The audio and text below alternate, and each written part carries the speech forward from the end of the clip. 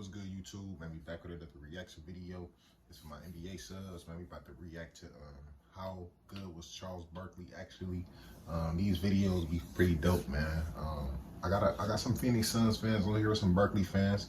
I did a Charles Barkley reaction like 5 months ago. It's probably it's a little bit over 2,000 views. Not too much, but you know what I'm saying? It's a fire reaction. Go check that out. We're trying to get the channel to 5K subs. I'm at 4,666. So man, keep hitting that sub button, man. We about to hit 5K subs.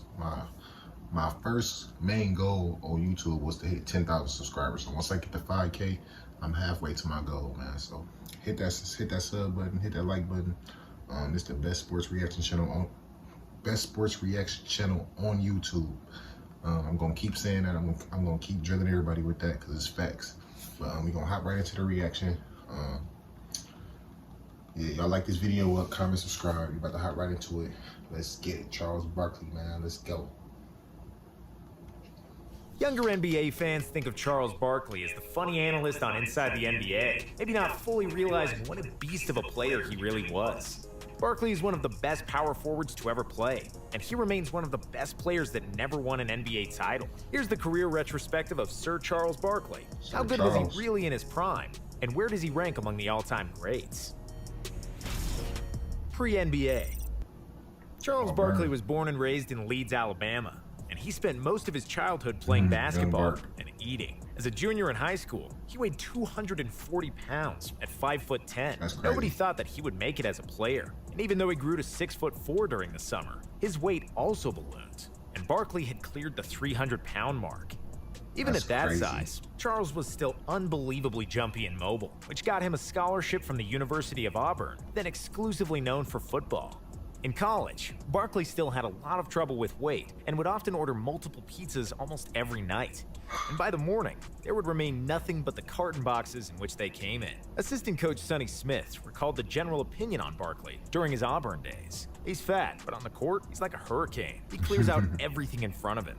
Barkley's trademark play was grabbing the rebound, dribbling the full length of the court, and then finishing with a thunderous jam at the other end. Charles played center at Auburn and led the Southeastern Conference in rebounding in each of his 3 college seasons, despite being shorter than every other center by at least 4 or 5 inches.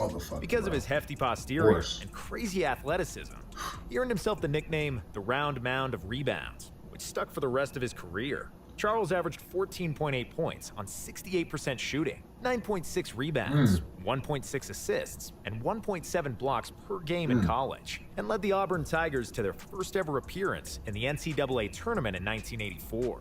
This earned him a place in the 2nd All-American team and the 5th pick in the 1984 NBA draft, where the Philadelphia 76ers selected him in the best draft class in history. Moses, and adjusting to the NBA. Barkley didn't want to get drafted by the Sixers because he thought he would only be able to make $75,000 because of Philadelphia's salary cap situation. So, he intentionally went on a 2-day eating binge just before the draft so that the Sixers would pass on him, and that he could earn more money somewhere else. However, the Sixers selected him despite Barkley weighing over 300 pounds. But when the season started, Charles found out that he couldn't dominate the NBA being 50 pounds overweight. Unlike Michael Jordan, who got drafted in the same draft class by the perpetual lottery team in Chicago Bulls, Barkley came into a veteran team who had just won the NBA championship in 1983. In Philly, he was schooled by 2 future Hall of Famers, Julius Erving and Moses Malone.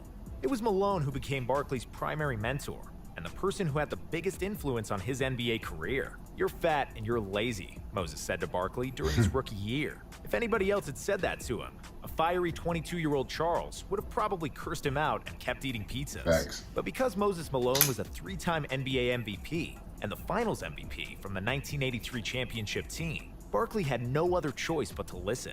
He trimmed down to 250 pounds, which has more or less been his playing weight throughout the best years of his career. And even though he wasn't bad as a rookie, averaging 14 points and 8.6 rebounds per game, after he lost those 50 pounds, he averaged 20 and 13 as a sophomore. Leader of the team in early playoff exits. After Barkley's 2nd season in the NBA, the 76ers decided to trade Moses Malone and give the team's reins to Barkley, which was a huge mistake. It's not that Barkley wasn't capable of carrying a team at that point, but the fact was that Moses had a lot of good basketball left in the tank. Big Mo was an all-star in the next 3 years in Washington and Atlanta, averaging 21 points and 12 rebounds. That's The tough. players that the Sixers got in return didn't pan out, and Barkley might have won a championship in those 3 years with Moses. Instead, Facts. he became by far the best Good. player on the team, which was great for the stat sheet, but he lacked the quality support to make it far in the playoffs. After Dr. J's retirement in 1987, the Sixers didn't win a playoff series in 4 years, despite stellar performances from Barkley. Sir Charles averaged 26 points and 12 rebounds from 1986 to 1991, and each season, he was in the NBA top 10 in both scoring and rebounding. He led the league in true shooting percentages 4 years in a row in that span. Along with 4 assists, he was dishing out every night. By the end of the 80s, Chuck was not far behind Magic and Jordan in the contention for the best basketball player alive. However, frustration grew over the Sixers' management's inability to build a good team. Barkley had the biggest mouth in the entire league, and he often criticized the organization's leadership and regularly expressed his dissatisfaction in the media. This was also reflected on the floor, where he often got into verbal and physical duels with rival players, as well as quarrels with fans, both home and away. It didn't matter. It all culminated in That boy January of Charles, 1991, when he responded to insults from the stands by spitting at the man who insulted him. But instead, he spat on the little girl sitting in that part of the stands. That incident changed him forever, as he vowed never to lose control like that again on the court. For the 1992 season, Barkley was named an All-Star for the 6th year in a row. But after the Sixers failed to make the playoffs, Charles was fed up, and the Sixers finally gave in and traded him to Phoenix.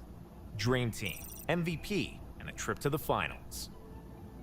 Charles was among the 12 players to represent the USA during the 1992 Olympic Games in Barcelona, the first time ever that Americans had sent pro players to the Olympics. Charles was the best player on the Dream Team, leading the team in scoring with 18 points per game on a phenomenal 71% shooting. After he won the gold in Barcelona, Barkley arrived in Phoenix in the best shape of his life.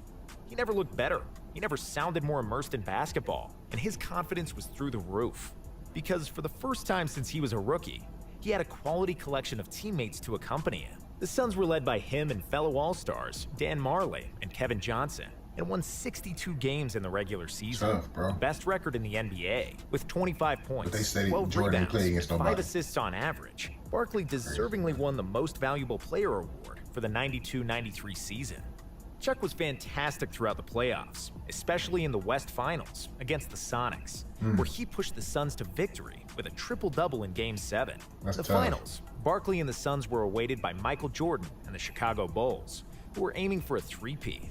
The 93 Finals is among the best final series in NBA history, where Jordan, Pippen, and Barkley played the best basketball of their careers. Chicago stole the first 2 wins in Phoenix. Year I was born. The Suns got the third game after 3 overtimes. In the fourth, Michael Jordan dropped 55 points for a close I'm gonna do Bulls Barkley win, highlights, with too, Phoenix sending the series in the back to finals. Arizona for 2 deciding games. In Game 6, the Suns had a 2-point lead with 15 seconds to go. But then John Paxson showed up and hit a John 3 Paxson. for the Bulls' 3rd championship Clutch. title. Despite not excelling in all 6 matches, Barkley showed all the splendor of his talent. The transition game, the great understanding of geometry on the floor, the physical strength, the post-up game, mid-range shooting, and of course, rebounding. He also showed a tremendous amount of heart and will to win. And although MJ defeated him in a direct clash, Barkley proved that he certainly had the right to put his hands on the MVP trophy that season. Chuck finished the series with averages of 27.3, 13, 5.5, Tough. 27, on 13, 48% 6. shooting, which didn't even 48% paint the shooting? picture of how Tough. good and dominant he was that year. Finals years and playoff disappointments. Barkley was crushed by the defeat against the Bulls. A blank stare at the press conference after the finals said it all. The Suns had 2 more great seasons, but they lost twice in a row against the later champions Houston Rockets, Houston. after holding a 2-0 and 3-1 lead. Barkley then got into a beef with Kevin Johnson, and that shattered the Suns team, one of the best who failed to win the title. Barkley healed his wounds with another Olympic gold medal in 1996, where he was again the top scorer of the U.S. Olympic team, shooting a staggering 82% from the field. Chuck then went to Houston to try and win a championship with Clyde Drexler and Hakeem Olajuwon, but the trio were no longer in their prime and could not make it to another NBA Finals. Sure. Barkley spent 4 years in Houston, and his production slowly but surely dropped in each of those 4 years. A quadriceps rupture sidelined him for 4 months in his last NBA season. Facts. But Charles returned because he wanted to leave the game on his own legs. He scored the last basket of his career after an offensive rebound against the Vancouver Grizzlies, after which he left the floor and finally said goodbye to basketball. Legacy. In 1986, Barkley became the shortest player in league history to win the NBA rebounding title with 14.6 rebounds per game. At 6'5", Barkley was out-rebounding 7-footers on the regular. And bear in mind that he played in the golden era of NBA centers. Barkley never averaged less than 10 rebounds per game after his rookie season. That's crazy. And because he did this at 6'5", many believe that he was the best rebounder that ever played, together with Dennis Rodman. He often told me, He had just shoot, on. I'll catch every miss and put it back in the basket. It was mostly like that. His desire to catch the rebound was the biggest I've ever seen in my life. Said Hersey Hawkins, Charles's teammate for 4 seasons. Chuck was unstoppable in transition, very similar to LeBron James, as nobody would dare to put their body in front of a 250-pound freight train when he sprinted at full speed. When he got the ball deep in the low post, there was almost nothing that defense could do to stop him. Barkley combined his huge butt with astonishing explosiveness and scored almost without fail against players who were much taller than him. If there was a double team, Charles would always find an open teammate, which is proven by the career average of 4 assists per game, a big number for a power forward. If he won a title, he'd be higher on the list of the best NBA players in history. But even without one, he's among the 5 best players at his position and 50 best overall.